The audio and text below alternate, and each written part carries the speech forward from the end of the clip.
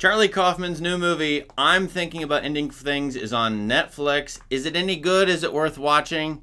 I have all kinds of possible answers for you on that one. Let's take a look at it and analyze it a little bit coming up after this.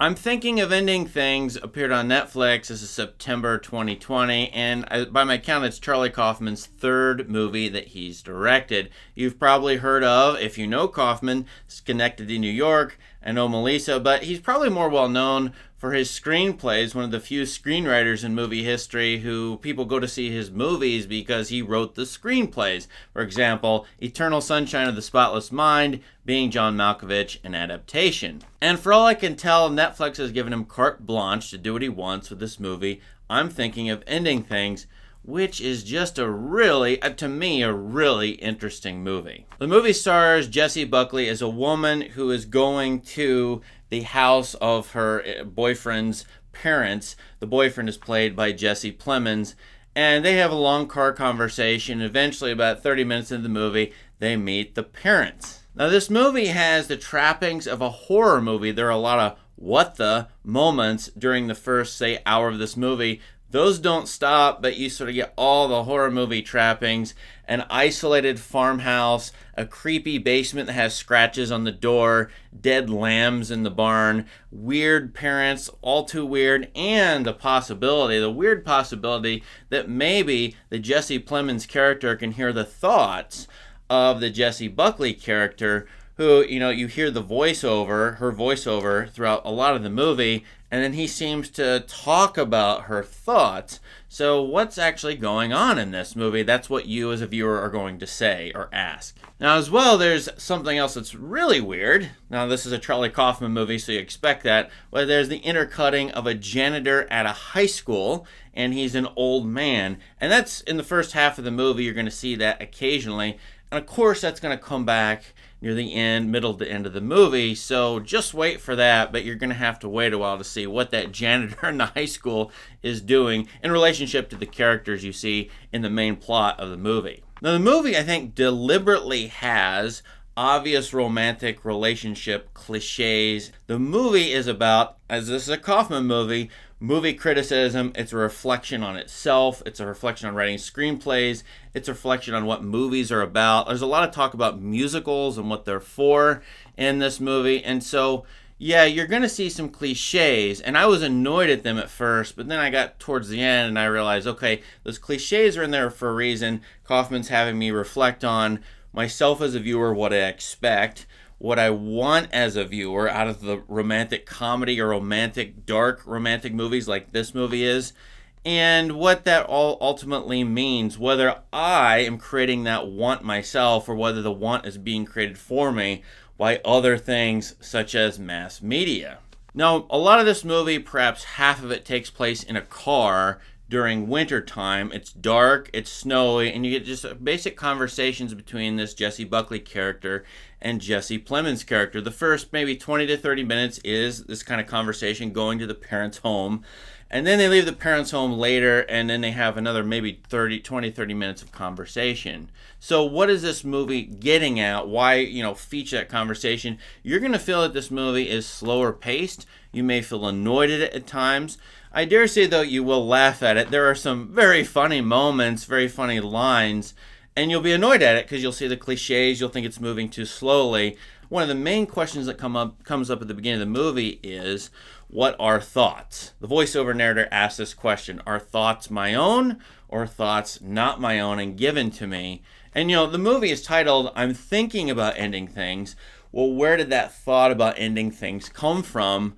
And what does that even mean to want to end things? The movie, of course, is using a vague phrase, ending things. This is about suicide, ending everything, my life. Is this about ending, of course, the relationship? That's what the Jessie Buckley character is thinking about, getting rid of her boyfriend, even though she's riding in a car to see his parents. Or ending things. I mean, the end of all things is at question here. What is the goal, the teleology? Now, in this movie, you're going to find, as I said, what the moments. What the heck is going on here? And there is some shades of, say, horror movies. I think the movie Hereditary comes up with Toni Collette as one of the parents. She starred in that movie, sort of referenced here. But there are going to be all kinds of movie references in here. For example, Oklahoma from the classic musical, and all kinds of classic musicals, and all kinds of literary references to Wordsworth, the movie critic Pauline Kael.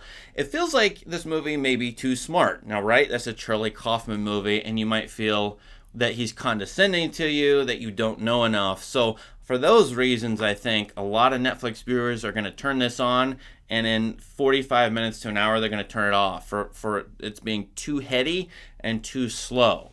And I can see where they're coming from, and if you don't like this movie, it's totally understandable. However, I did think that this movie was very intriguing. I personally like weird movies, and I like heady movies at times, and I like to try to think about what this movie is telling me. Definitely going to have to rewatch it. I think this movie is going to get better once the scholarly essays or general essays come out on it. It's going to unpack this movie and what it means, but it's about so many different things. Let me try to boil it down for you, and this is not a spoiler. I think this movie is about the bleakness of death ahead of us, right? We're all going to age. The movie is very focused, once you get into it far enough, on aging and what aging means. Kaufman is getting to be 62 years old, and the fact that we all know that we're going to grow old and die in that process of growing old. I know the younger viewers on YouTube don't really think about this that much, but you will. And so this title, I'm Thinking of Ending Things, is not just about suicide, like killing yourself. It's about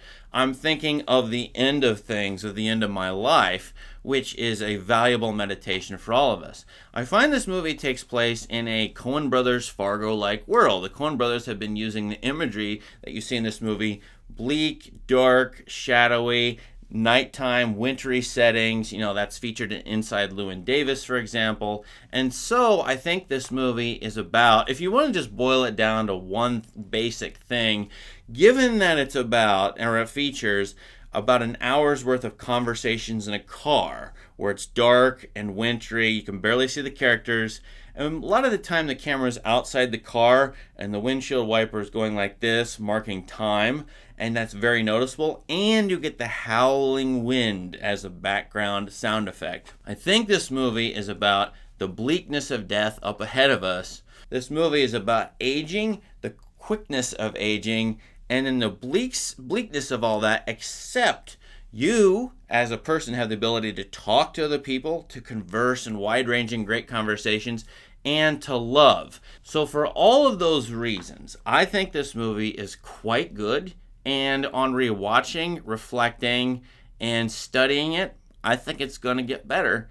I didn't like Schenectady, New York. I don't really sync with the Kaufman-esque New York City melancholia that he's got. But because he's got a different setting here, which is a setting more close to my home, I know these wintry drives, I've done them a lot, this movie hit me a lot harder than his other previous work. And the combination of death with the fact that you are always a part of media and media is shaping you, I think this movie is quite good. That's my wild guess. I'm going to give it then 4 stars. 4 out of 5 stars with a chance to revise it upward. If you say it's a bad movie, though, if you have no clue what's going on, if you hated it, I would totally understand that. That does make sense. And I was almost there as I watched this, but I think this is a great movie, potentially. So 4 stars out of 5 from me. What do you think of this movie? Did you watch it? What came to mind? Don't give it away. There are all kinds of spoilers. The last 20 minutes is crazy. But what do you think of this movie? Go to the comments and let us know. Please subscribe to my channel for more great movie content. Thank you so much. Have a great day.